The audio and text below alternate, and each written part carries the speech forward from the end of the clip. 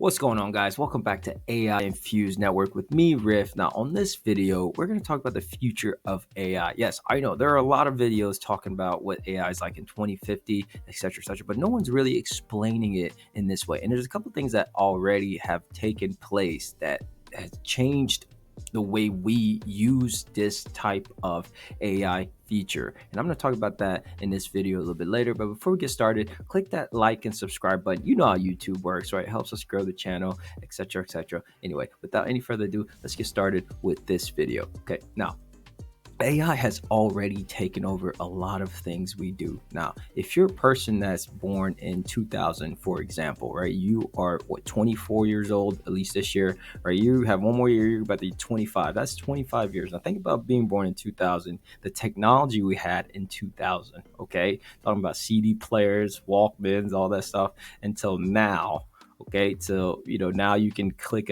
a button to make music out of nowhere using AI. Okay, that's in 25 years, but that took forever, right? Now things are gradually escalating twice as fast. I mean, almost exponentially quick now, right? So just imagine what the next 25 years would be like, right? That's 2050 from, just a few months from now, it would be 25 years until 2050. And that would be monumental changes, right? We're not going to be talking about the same things. Like if this channel is still up in 25 years, right? We're not even going to be doing it like this anymore, because you might not even trust that this is me. You might think this is AI, but I swear this is me. This is me. You can look. This is me right now. But anyway, so healthcare, for example, is something that's going to have absolute immense changes in AI. Now, I know a lot of you might not even care, especially if you're like a young person. Healthcare is the last thing you care about as far as like AI and stuff. But you have to remember there's rapidly increasing rates of like cancer and all these things that we're now finding faster, and it's happening to a lot more younger generation, right? Just look at post-COVID situations and how heart failure and all this good stuff that normally doesn't happen to young people is now happening. So we're going to actually need healthcare advancement a lot sooner than you guys think, because a lot of Gen Zs and younger generation, they really are aware, right, as far as like mental health and all that stuff. I mean, we are technically the last generation, I'll say, as a millennial myself in the 30s, right? We're the last generation that kind of, looked at everything in a roundabout way. Not like, Gen Zs, as far as health goes, they call them the generation sick day or something like that, right? Because they call out sick all the time because they care about their mental health, right? Now, if you look at how we can get diagnosis, like how do we find cancer, right? You take the stuff, you take a sample, send it to a lab, and then they send it back and they tell you, oh, this, we found cancer cells, etc. Versus you can have an AI scan and tell you immediately in your body, oh yeah, that thing is cancer or whatever. Like that is very cool, and that is quick and more efficient. Now, imagine personalized treatment plans, right? Because right now, if you go to the hospital, they do treat you kind of in a one size fits all until they find something more specific, right? So they'll give you this pill that solves like 5 things, but you really have one thing wrong with you. But now imagine AI being able to give medication that just fixes that one thing that's wrong with you. So you're not having to deal with all types of extra medication now. I don't know if the health sector is going to look like something like that in the realm, but, we'll see. Life-saving discoveries, AI will speed up analysis of, like diagnosing cancers and all that stuff, and, life-saving drugs. Now, let's talk about transportation. This is something I really wanted to get into because there is already something AI happening that no one is talking about, okay? Because we're waiting for these self-driving cars. Elon Musk promised self-driving cars in like 2015, and it was like 2017, now it's 2020, right? And they're still working on it. And I think they just released the latest FSD software is like, version 12 or something, 12.4 or something that just came out a couple of weeks ago. And it's still not, fully automated to where I can hop in my car and go, all right, take me home, or take me here, take me to Walmart, so I can watch whatever goes on in Walmart, right? So you're talking about like 2025, we got 10% of self-driving cars, right? And then 5 years after that, self-driving trucks, which I think might happen a little bit sooner. Depends on supply chains, of course, right? Then you have 2040, where most vehicles, and I think at this point, most vehicles will be fully autonomous. I think at 2040, that's probably where we're going to see that happen. In 2045, I mean, are we really going to need to be driving anymore? If all vehicles are fully autonomous, do you really want to drive? I don't know. I wouldn't. Why would I need to drive? I just rent a car. I don't want to own a car anyway. I just call it when I need it. And then by 2050, there's probably going to be no accidents or very, very minimal, right? If it's an accident, it's a hacker, right? Think about it, right? So somebody hacked your car and that's how you got into a wreck, because otherwise it wouldn't be happening by 2050. Now, there is that thing that's actually already happening as AI. Now, if you guys been renting cars or driving different cars, like if you have been experiencing any cars built from like 2020, maybe 20, even 2019 and up, has this cruise control that's called adaptive cruise control, right? There are in a lot of vehicles right now, right? Almost every vehicle is adding adaptive cruise control. I was in a Ford Expedition. Okay, I rented a Ford Expedition and I drove it all the way across the country, right? And barely even like maneuvered. Okay, it not only keeps track of the lane, it turns for you, it slows down, accelerates. As long as you have that cruise control on, it does all those things. It monitors the blind spots, accelerates, slows down, right? And it, keeps you in the lane. And it just, periodically tells you to get your hands on the wheel yourself. So it's like driving across country was the easiest drive I've ever had. I could have probably driven that back and forth multiple times and not felt a thing.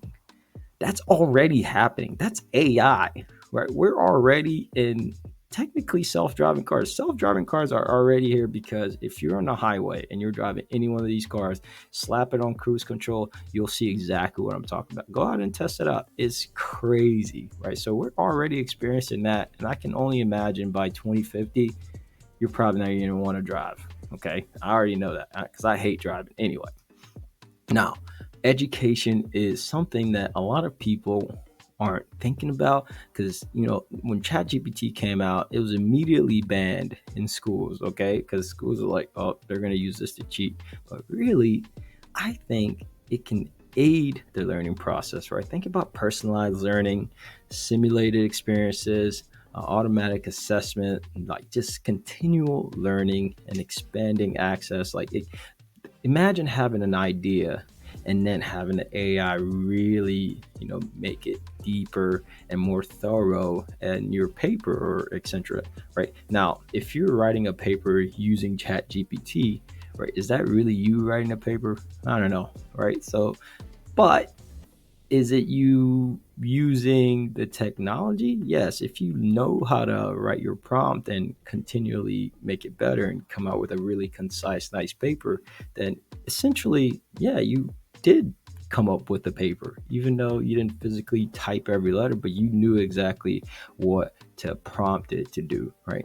Now, education is going to change dramatically, because I think the AI infused in learning will get rid of a lot of pointless classes. Okay, there's a lot of pointless classes. If you've been to college, right, they have you taking some stuff that makes no sense. It's like, well, I want to be a financial expert. I'm studying finance or whatever, but I gotta go in this art class or something. Like, I don't care about that. Like, what am I in this class for? Has nothing to do with what I really want to do. Now, imagine being able to just focus on what you want to do since, I don't know, fifth grade, right? Imagine since fifth grade, you've been working on coding and just becoming really good at it. By the time you reach high school, you won't even need to go to college, right? You're going to already be able to do jobs. I believe someone at ninth grade, 10th grade level right now, if you can code very well, which you can get a job anywhere. Why? I mean, there are some laws against, minors working, but you can work at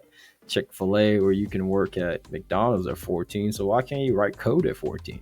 I don't know. That's a concept I've not heard anybody say it on YouTube yet. So fact check me if anybody has. I want to hear who said that on YouTube before. Okay, now let's talk about some jobs. Okay, because there's going to be jobs created. A lot of people thinking we're going to lose a bunch of jobs. No, because the internet didn't lose a bunch of jobs. It created like 50 million jobs. Think about it. I can go online right now, start a business, and sell anything, right? Drop shipping. Matter of fact, this YouTube channel, like, full-time job. There's people that have full-time jobs doing YouTube channels. Think about that, right? How many YouTube channels are there? That's millions of jobs, right? And then think about per country, per language, right? Translating, right? There's so many jobs going to be created because of AI. So if you think about, right, in sectors where, like programming, for example, right? If kids going into programming early, right? That's a job they can do very, very, very soon without having to wait till like 2050, right? And human AI collaboration, I think, is really going to be the fun zone. I think that's going to be where, if you learn how to use AI, you're going to be hired just about anywhere, and you can be hired for any job. I don't think you can be limited. Like, just because I'm a sales guy, for example, right? I could also do HR, right? I could also do recruiting. I can do all those things if I'm using AI. Like, I can go into a meeting and talk about recruiting and have all my notes and have all the information I need to make, to make that presentation work. Or I can go into a field like marketing, or, and I can just learn how to do it or have it draw up exactly what I'm thinking of. Like, if you're a sales guy, like, I've worked some sales jobs before. If you work some sales jobs out there, there's some type of marketing you've wanted one day, right, that your company just did not have. It's like, oh man, I need this specifically because I want to sell this, this week or whatever.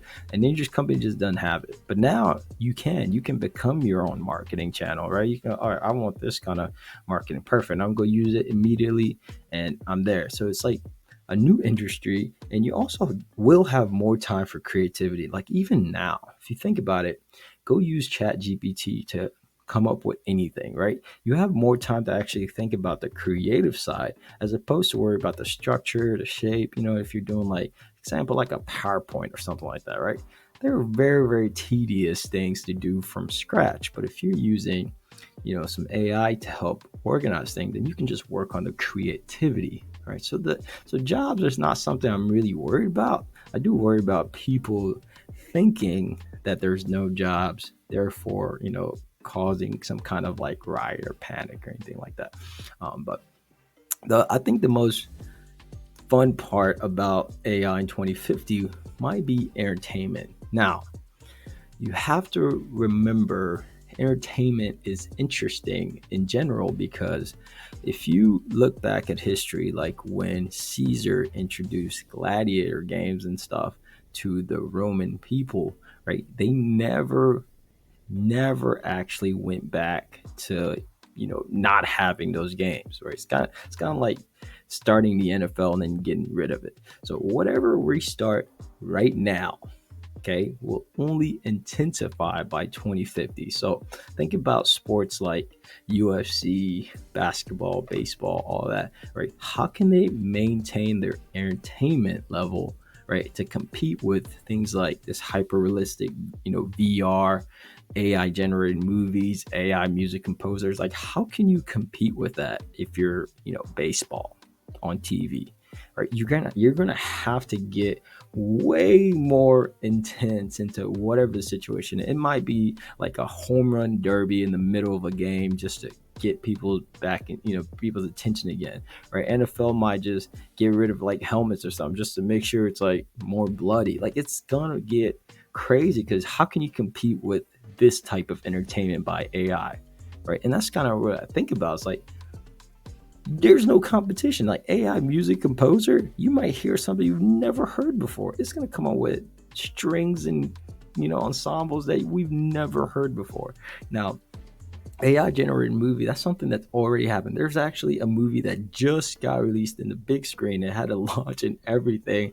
I mean, it's crap. But I think people that went to go see it were just very open-minded that, it was an AI generated movie, even though it was somebody, designing all the scenes and real good VFX artists already, working that. But imagine being able to say, hey, make me a movie like Titanic, but instead make Rose die at the end instead of, Leonardo. Think about that. How crazy would that be? And if it actually generates it and make the Titanic a carnival ship, you know what I mean? Like, that would be wild. Like, will you be entertained by your movie? Sure, your own movie, but will I want to watch your movie?